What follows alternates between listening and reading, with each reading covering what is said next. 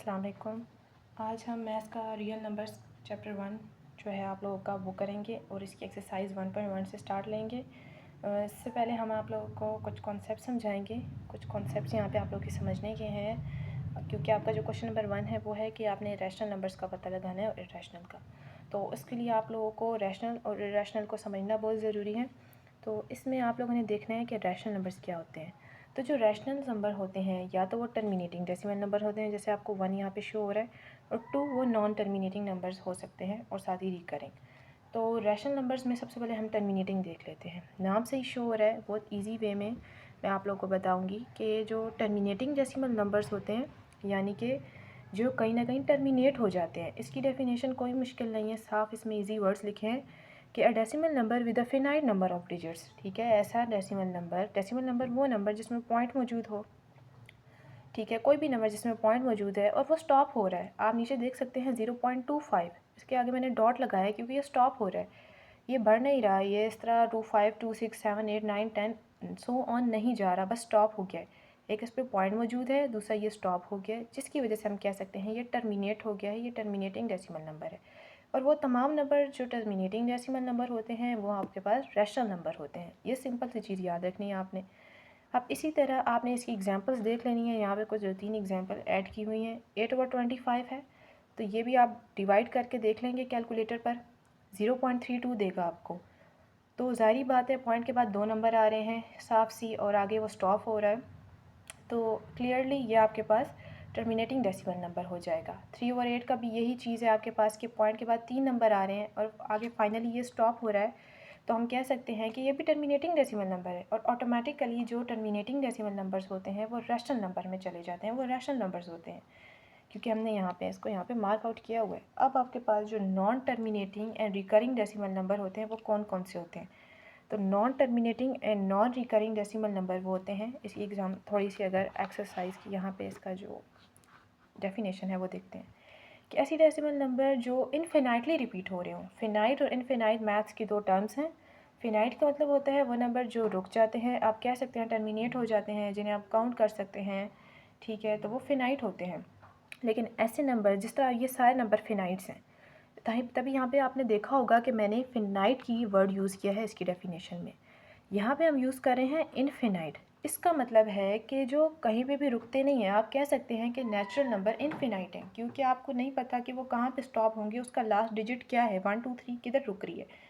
तो इसलिए जो चीज़ें इनफिनाइट होती हैं और मुसलसल अपना पैटर्न रिपीट करती हैं, तो वो नॉन टर्मिनेटिंग और रिकरिंग होती हैं।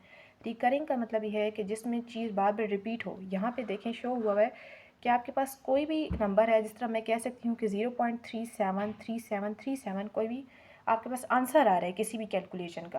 तो यहाँ पे देखें 37 रिपीट हो रहा है, यहाँ पे भी हो रहा है, यहाँ पे भी हो रहा है, और आगे वो चलता जा रहा है। डॉट्स का मतलब है वो इनफिनाइट है, वो चलता जा रहा है। एक तो देखिए पैटर्न रिपीट हो रहा है, दूसरी चीज़ इनफिनाइट है, चलती जा रही है। तो ठीक है, इससे शो हो गया कि वो नॉन टर्मिनेटिंग भी है, और रिकरिंग का मतलब है रिकर हो रहा है, पैटर्न रिपीट हो रहा है। तो इससे हम कह सकते हैं कि ये आपके पास रैशनल नंबर्स में आ जाता है। तो इसकी कुछ एग्जांपल्स आप लोगों ने यहाँ पे देख लेनी है। यहाँ पे सारी शो हुई हैं। 1/3 पैटर्न रिपीट हो रहा है, 1/6 पैटर्न रिपीट हो रहा है, 22/7 देखें यहाँ पे यहाँ से यहाँ तक पैटर्न रिपीट हो रहा है, यहाँ से यहाँ तक पैटर्न रिपीट हो रहा है, 4/9 पैटर्न रिपीट हो रहा है। तो ये सारे आपके पास रैशनल नंबर्स में आ जाते हैं। आगे है identify each of the following as rational और इरेशनल नंबर। ये आपका क्वेश्चन नंबर 1 हो जाएगा। तो क्वेश्चन नंबर 1 में इसका जो पार्ट 1 है वो है 2.35, 35 एंड 35। अब आप लोगों ने खुद ही बोलते जाना है, आपको खुद ही देखते ही पता चल रहा है, अगर आपने पीछे अच्छे से अंडरस्टैंड कर लिया है कि ये रैशनल नंबर है कि नहीं। हम कह सकते हैं ये एक रिकरिंग डेसिमल नंबर है, इसलिए ये एक रैशनल नंबर है। आप समझ चुके हैं कि रिकरिंग क्या होता है। देखें कि ये एक रिपीट हो रहा है, ठीक है, और स्टॉप हो रहा है, ये इस तरह बढ़ नहीं रहा आपके पास।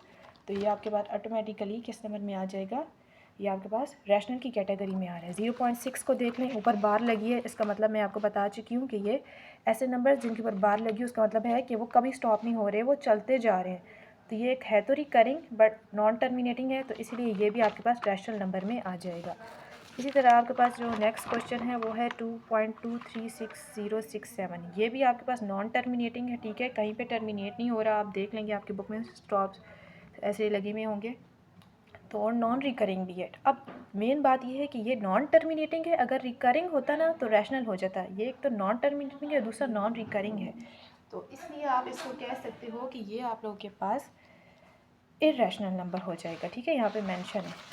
क्वेश्चन नंबर 4 को आप देख लो, आपके पास स्क्वायर रूट की टर्म है, अंडर आपके पास 7 है, स्क्वायर रूट अंडर रूट 7 है, तो आप लोगों ने 2.6457 इसका आंसर कैलकुलेटर पे निकाल लेना है। और ये आपके पास नॉन टर्मिनेटिंग है, क्योंकि और अगेन ये नॉन रिकरिंग भी है। अब दोनों चीज़ें फुलफिल है, एक तो वो नॉन टर्मिनेटिंग है, दूसरा वो नॉन रिकरिंग है, तो ये आपके पास इर्रेशनल नंबर बन जाएगा। आगे आपके पास फिफ्थ क्वेश्चन पे आ जाता है ई का जो है आपको पता है इसकी जो वैल्यू आपके पास फिक्स है 2.7। अगर हम लॉन्ग टर्म्स में लिखें, क्योंकि हमने रैशनल इर्रेशनल का पता लगा रहे हैं, तो ये आपके पास इसकी वैल्यू आती है, ये आप कैलकुलेटर पे निकाल सकते हैं इजीली इसकी वैल्यू ई की। ठीक है, साइंटिफिक कैलकुलेटर दे देगा आंसर आपको इसका। तो देखिए 7 8 2 8 1 8 2 8 4 एट सो और एक तो देखिए रुक नहीं रहा, टर्मिनेट नहीं हो रहा। दूसरा इसमें आप लोग के पास जो चीज़ दिख रही की है कि नॉन रिकरिंग भी है, पैटर्न भी रिपीट नहीं हो रहा, तो हम कह सकते हैं कि ये जो चीज़ है ये इर्रेशनल है। ठीक है, आपने बाकायदा इसका आंसर इस वे में लिख रहे हैं जैसे यहाँ पे मैंने मेंशन किया। आगे पाया आगे बहुत ज़्यादा मैथ्स में यूज़ होगा आप लोगों का, आगे 9th क्लास में भी पीछे भी यूज़ करके आए आप लोग। इसकी वैल्यू आपने कैलकुलेटर पे सर्च करनी है, निकालनी है, ये आ जाएगी।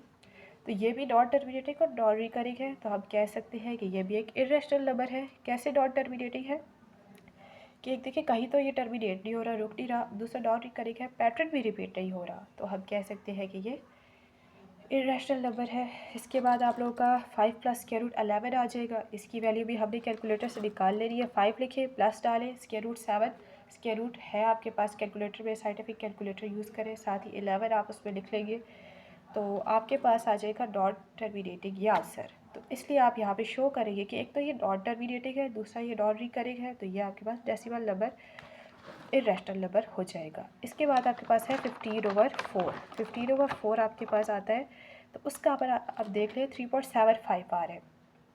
अब देखिए ये रिपीट नहीं हो रहा, अगर रिपीट होता आगे यू डॉट्स होते, नहीं रिपीट हो रहा, ये ख़त्म हो रहा है यहाँ पे, तो मतलब ये टर्मिनेटिंग डेसिमल नंबर है, तो ऑटोमेटिकली ये रैशनल नंबर हो जाएगा। तो आप लोगों को आई थिंक इसकी समझ आ गई होगी।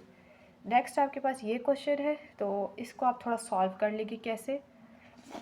अब आप लोगों को पता है कि 2 माइनस स्क्वायर रूट 2 है, 2 प्लस स्क्वायर रूट 2 है। आप इसे कह सकते हैं ये a माइनस भी है, ये a प्लस भी है। आपको ये फार्मूला आना चाहिए कि जब आपके पास एक जैसी टर्म्स एक दफ़ा प्लस में मौजूद होती हैं और एक दफ़ा माइनस में मौजूद होती हैं, तो वो फार्मूला बनाती हैं a square minus b square का।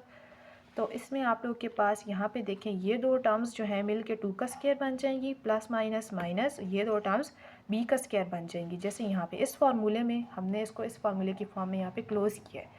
अब देखें 2 का स्क्वायर तो 4 हो जाएगा, माइनस ऐसे ही आ जाएगा। अब यहाँ से ये स्क्वायर रूट किधर गया, ये जो 2 होता है ना ये स्क्वायर रूट को काट देता है। ठीक है, कैसे काट देता है आपको पता है कि जो स्क्वायर रूट होता है इसकी ओपनली हमारे पास जो वैल्यू होती है वो 1/2 होती है। तो इसकी पावर अगर 1/2 है, मतलब कि अगर 2 के ऊपर स्क्वायर रूट है, ऐसे हम यूँ भी लिख सकते हैं कि इसके ऊपर 1/2 है। ठीक है, तो बाहर इसका अलग से स्क्वायर भी मौजूद है, ये वाला ये अलग से मौजूद है, तो इसका जो ये चीज़ है ये इसको यहाँ से काट देगा, ये 2 इसके साथ कट जाएगा, तो सिर्फ 2 बच जाएगा, मतलब कि ये चीज़ इससे कट जाती है, यहाँ भी 2 रह जाता है, और 4 माइनस 2 2। ठीक है, तो 2 एक देख ले टर्मिनेटिंग नंबर है, रॉ स्टॉप है जो कि बढ़ नहीं रहा ना ही वो है, तो इससे हम कह सकते हैं कि ये एक रैशनल नंबर है। अब नेक्स्ट वीडियो में इंशाल्लाह हम क्वेश्चन नंबर 3 इसके सोल्यूशन वाले क्वेश्चन करेंगे, तो आप लोग ज़रूर चेक कीजिएगा।